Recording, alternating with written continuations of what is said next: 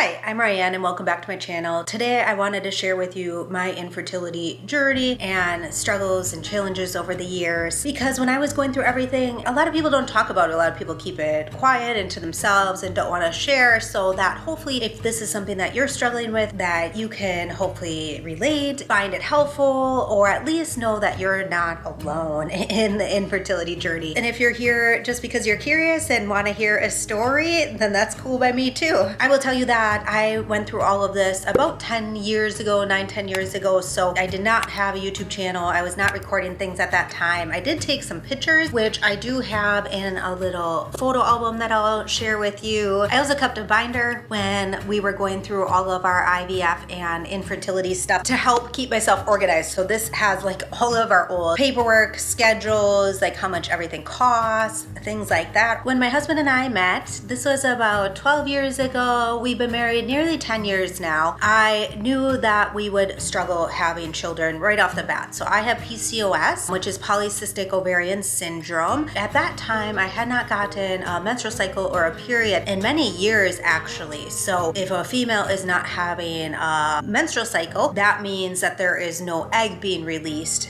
every month from the ovary, which means that there is no egg available to get fertilized, i.e. there would never be a baby created. So we knew that we would need medical assistance because I was not getting any menstrual cycle for many years because of PCOS. So we right off the bat went to a gynecologist and asked for some help. So we started with 4 rounds of Clomid, and then those did not work, and we went to Retrieval. So 1 round of Retrieval. They wanted to try 1 more, but I was like just done by that point. Like I think sometimes they do 6 rounds total, and we did 5, so 4 of Clomid, 1 of Retrieval, and they didn't work, and I was just done by that point because I didn't get a period or a menstrual cycle. I'd have to do 10 days of progesterone to get like a fake period, and then followed by like 35 days to see if I would get a period. It would be like a 45 day cycle, yeah.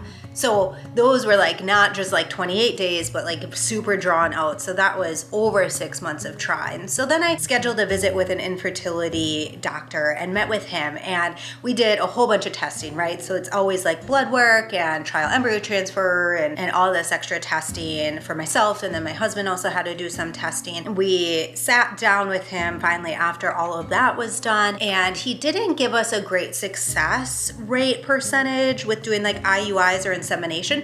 So we jumped right to IVF because I was like, why, if it's probably not going to work, then why, I guess, even go through that, because we were okay with doing IVF, especially if that was our better chance of success. So we did go right into IVF. We actually bought a shared success program or a package, but it was like 3 rounds and kind of guaranteed to be successful, or you got a majority of your money back. I thought that might be the best choice, and it was $22,000 for that package. We also, all the medications, now these I don't have receipts on, but I think the medications, I have like an estimate written down. I think that was like $2,500 for the cycle of medications to start the IVF process. So we ordered the medications, we got the schedule, and we were ready to go. So super nervous. So it's like 2 months for an IVF cycle. So starting month 1, I was so nervous for my first injection. I was kind of in the medical field, but not a provider at that time. And I'm just not great with medical stuff for myself. I can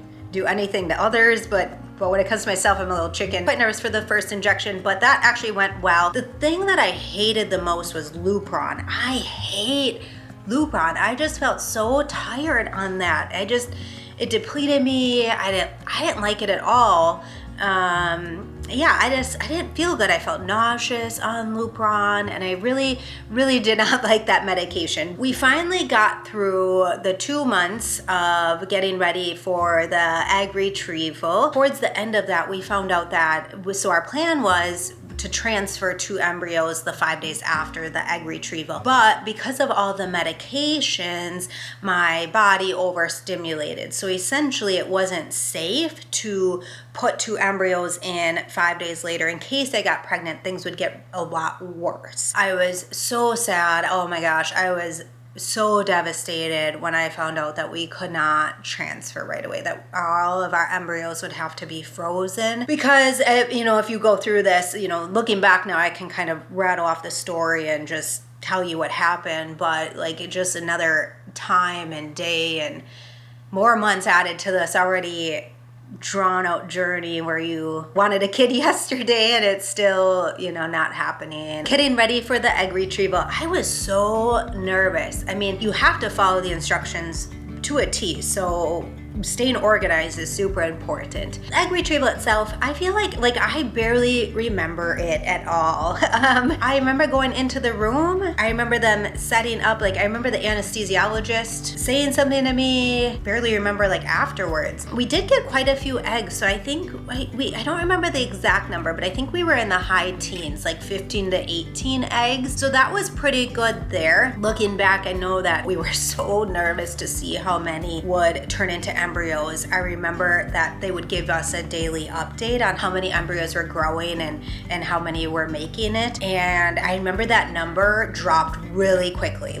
Day 1 or day 2, we were down to 10 or 9, and we're like, oh my gosh, are we gonna have any by the end? But then it kind of slowed down from there. So we ended up at day 5, we found out that we had 7 embryos that were frozen to use for future frozen embryo transfers. I did overstimulate quite a bit, so my abdomen got really bloated and big and quite painful afterwards. I remember I had to go back to the clinic because I was so nervous because it was just so distended and painful and it wouldn't go down. Yeah, they gave me some recommendations, and all in all, I wasn't hospitalized or anything. They didn't seem too concerned about it, but I definitely was because it was so big and so much pressure and I felt so uncomfortable and bloated. But that finally went away. So we had to take some time off, let things cool down with my body, so that way the embryo transfer would be safe.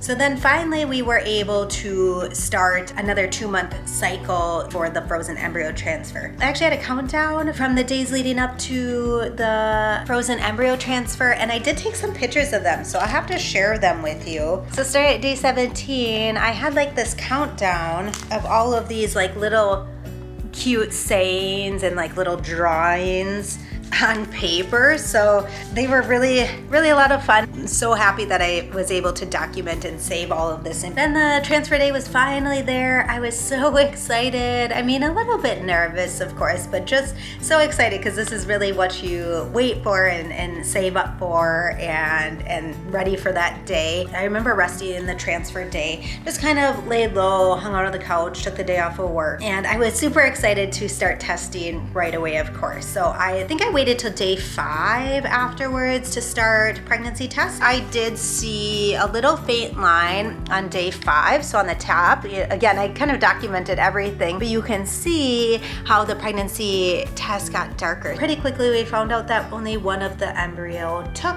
We lost the other embryo. Our first ultrasound, I believe, was at 6 weeks, and then we were monitored pretty closely. So then I had another one at 8 weeks, and then I think it was 12 weeks for the next one. I remember the progesterone injections were also the worst. On my hips, I would have these huge, oil swollen areas. They were so lumpy and tender all the time. I would sit on a heating pad a lot to try to get rid of those lumpiness, just because there was one every day and it was so much. There weren't any more spots to inject that didn't have pockets of oil in it. So I was very happy to get rid of those. I actually documented my last injection, so 155 total. So I took a picture of the last injection because I was so excited. I feel that the fear and nervousness throughout the whole journey kind of never goes away, right? You're kind of always just worried about, when's the pregnancy gonna happen? Am I going to get pregnant?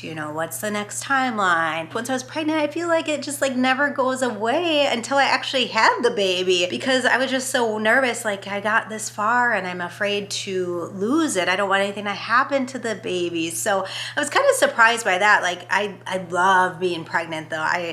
I'd be 30 weeks pregnant my whole life if I could. I loved being pregnant. I enjoyed every moment of it, except for the sickness the first 12 weeks. But anyways, that's okay. I still love being pregnant.